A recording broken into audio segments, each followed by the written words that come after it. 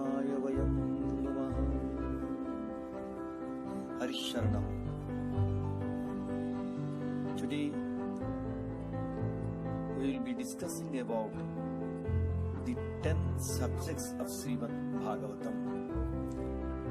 The Bhagavata Puran, commonly referred to as the Srimad Bhagavatam, is considered as the ripened fruit of all Vedic knowledge. Master Vedavyas, the compiler of the Vedic text, concludes, Nigama kalpatarur galitam phalam shuka mukhat amritam dravasanjutam ivata bhagavatam rashmalayam muhuruhu rashika bhuvi bhavaka. O expert and thoughtful men, relish Srimad Bhagavatam, the mature fruit of the desired tree of Vedic literatures.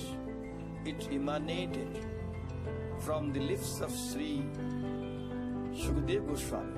Therefore, this fruit has become even more tasteful, although its nectarine juice was already relishable for all, including liberated souls.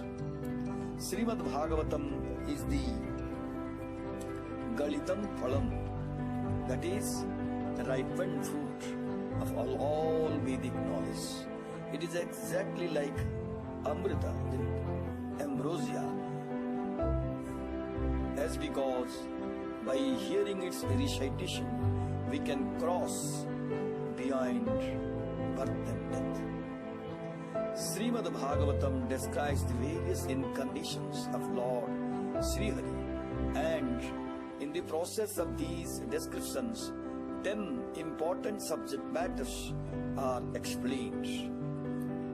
What are these 10 subjects? 1. Sharga, the elemental creation. 2. Visharga, the secondary creation. 3. Sthanam, the planetary systems. 4th. Poshanam, protection by the Lord. 5th. Utaya, the creative impetus. 6th. Manvantara, the periods of Manu. 7th. Ishanukatha, the signs of God. 8th. Nirodha, that is dissolution. 9th, Mukti, that is liberation. And finally, 10th, Asraya, that is supreme shelter.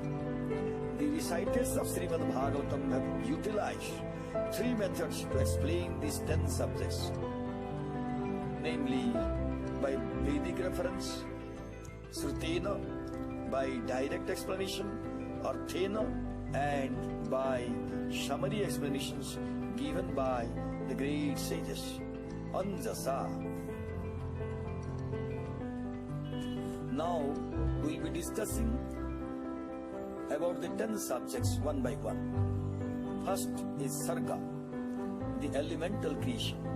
Sarga is defined as Bhuto Matrendriyadhyam Janma Sarga Udahritaha, the elemental creation of 16 principles of matter, namely the 5 gross elements, that is Panchamahabhutas, the 5 objects of sense perception, Panchatanmatras, the 5 knowledge acquiring senses, that is Panchagyanindriyas, and the mind is known as Sarga. As we know, the 5 gross elements are earth, water, fire, air, and ether. The 5 objects of sensual perceptions are sound, form, taste, smell, and touch. And the 5 knowledge acquiring senses are the eyes, ears, nose, tongue, and skin. Together with the mind, these 16 principles are created by the first Purusha, as the Mahavishnu. Within these 16 principles, 8 other principles exist subtly, making there a total of 24 principles of material existence. Now, the second subject is Visarga, the secondary creation.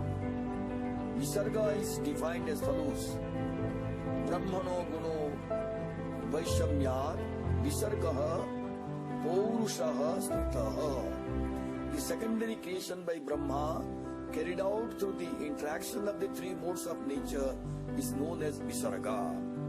By manipulating the 16 original principles of material existence and by the interaction of the three modes of material nature, that is Sattva, Rajas and Tamas, Lord Brahma carries out a subsequent creation, more properly described as an assembling of universal ingredients.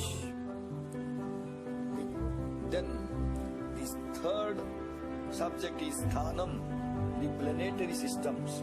Sthanam is defined as follows: Sthitir Vaikuntha Vijaya.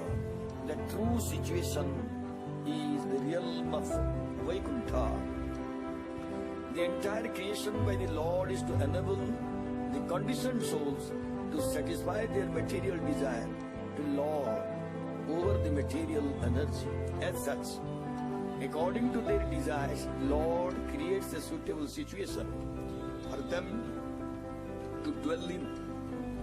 Within the universe, these situations can be divided into 14 main categories known as, technically as Bhuvanas or planetary systems, and 84 lakhs of subcategories commonly known as species of life.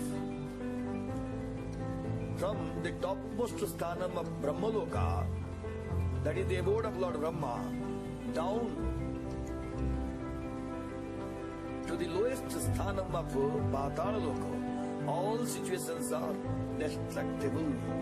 In every situation, the conditioned living entity is conquered by birth and death.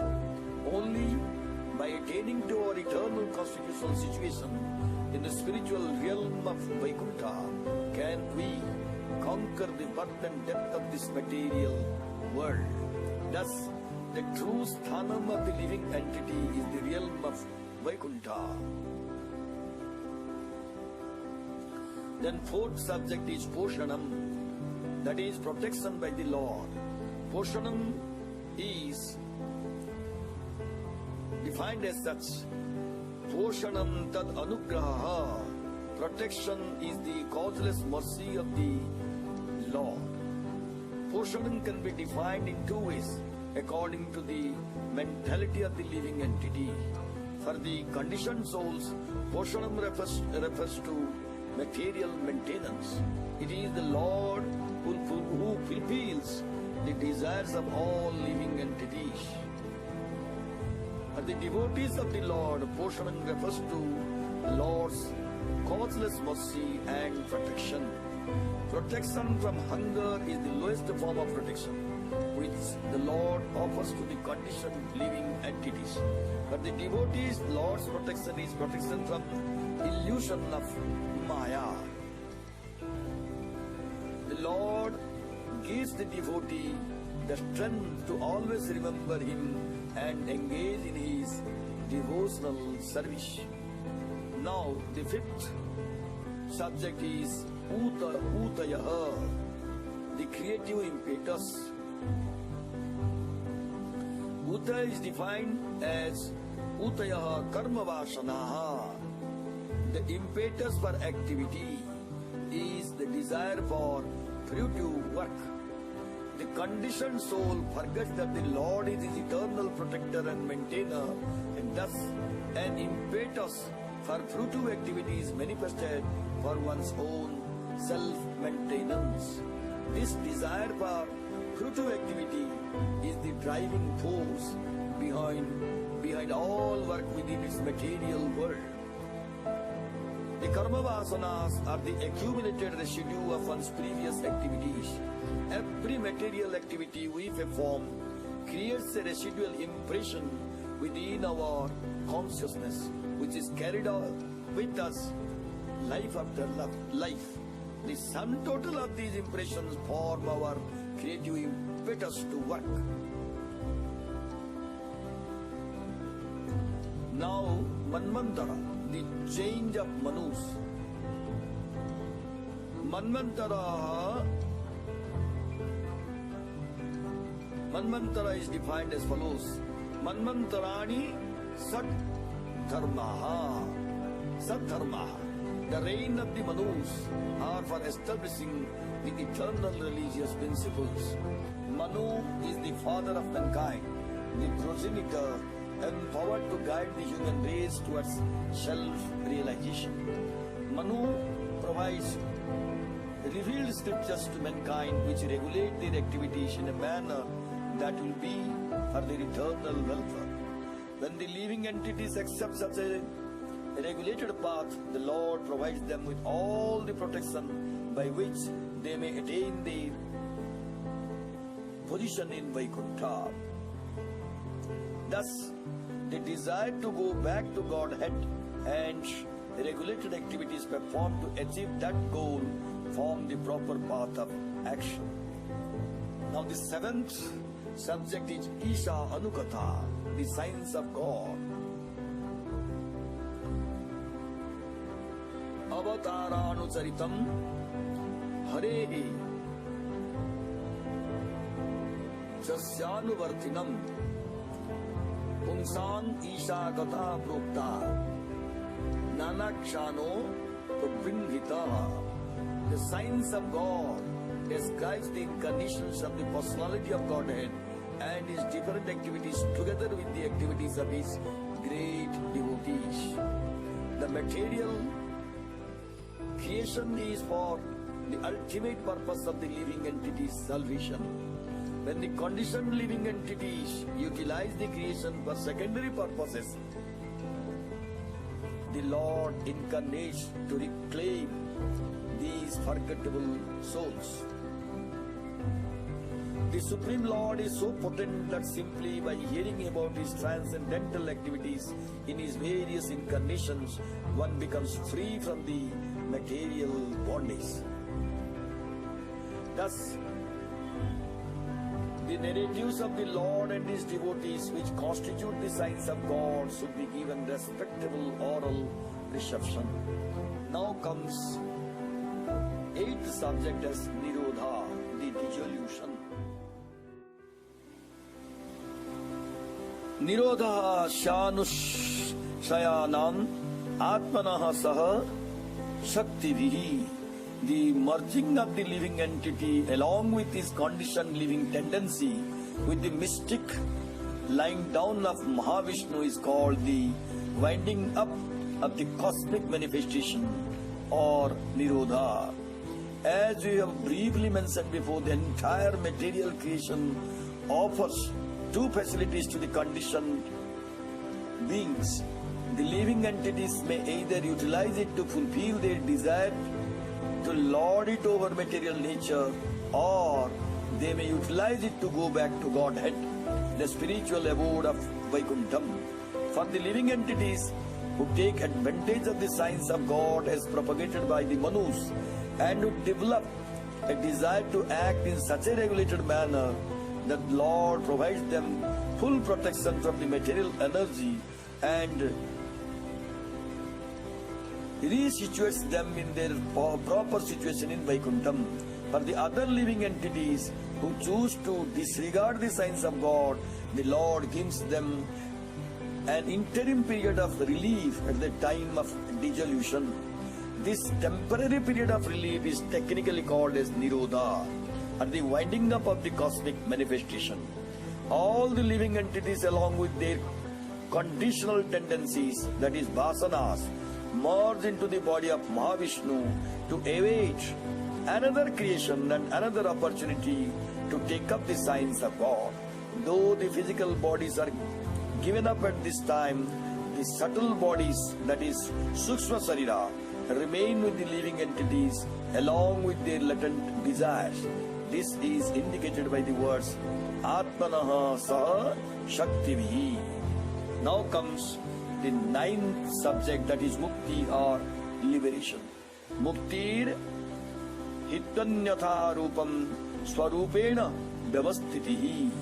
Liberation is the permanent situation of the form of the living entity after he gives up the changeable gross and subtle material bodies. Those living beings who develop a desire to act for their ultimate welfare, regulate their life according to the instructions of the Manus.